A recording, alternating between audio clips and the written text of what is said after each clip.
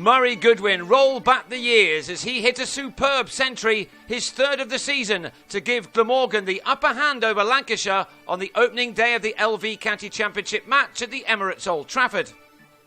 Glamorgan won the toss and unsurprisingly batted first with a new top order. Gareth Rees kept his place after 100 in the defeat to Hampshire last week, while the man he replaced in that game, Will Bragg, returned from injury. Glamorgan were looking to avenge a remarkable defeat to their hosts in Colwyn Bay and started strongly on a good surface, one which certainly looked good to bat on first but is expected to take plenty of spin as the game develops.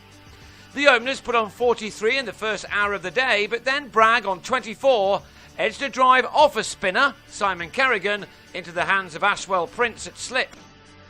The surface was dry, of course, after the recent spell of hot weather, and it appeared to be one of those that Kerrigan thrives on. He came into this match in form, having taken 7 for 63 in the win over Northants last week, but Goodwin too is in terrific form again after a couple of seasons below his best. This was an immaculate innings, the only time he was close to being out, coming half an hour before lunch when a looping in-swinger from Luke Proctor actually did too much. Goodwin had been promoted to number 3 after a run of high scores, while Rees was simply enjoying his return to the team. Out of favour until Bragg's injury, he looks as if he wants to prove a point at the moment. Both of these needed to bat well though. Kerrigan had some assistance from the pitch, while Proctor was getting the ball to do plenty through the air.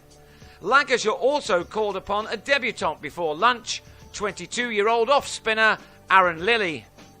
But none of these could get the breakthrough in the morning, and that allowed Rees to complete his 50 to maintain his good form. He had a real moment of luck though 10 minutes into the afternoon when he was caught in the slips off Kyle Hogg, only for the bowler to have overstepped. Thankfully, as far as the home side were concerned, that didn't prove costly, as in his next over, Hogg stayed behind the line to find the edge again, meaning that Rees had to go for 58 at 120 for 2.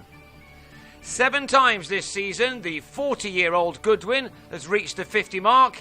After a slow start to his new career, he's shown all and sundry why Glamorgan were right to sign him. This half-century had occupied 84 balls, with 10 fours included.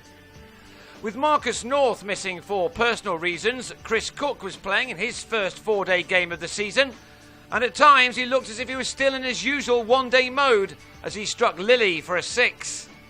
But his aggressive intentions also cost him his wicket as he chopped a ball from Kerrigan to Proctor after making 23. Lancashire's fielders were on their toes now, Andrea Agathangalu showing off his skills at short leg. But the home side were unable to earn another wicket for the rest of the day.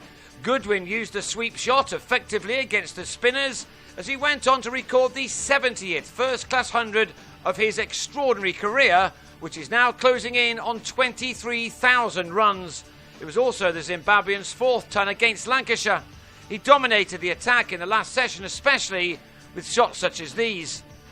He was superbly supported by Jim Allenby, another who's having a fantastic season for a side which has found winning matches rather difficult this summer.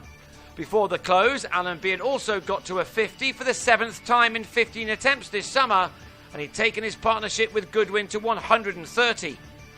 That meant that Glamorgan ended the opening day on 315 for 3, the 2 Lancashire spinners not causing as many problems as they would have hoped for a team which has won its last 3 matches to move top of the 2nd division.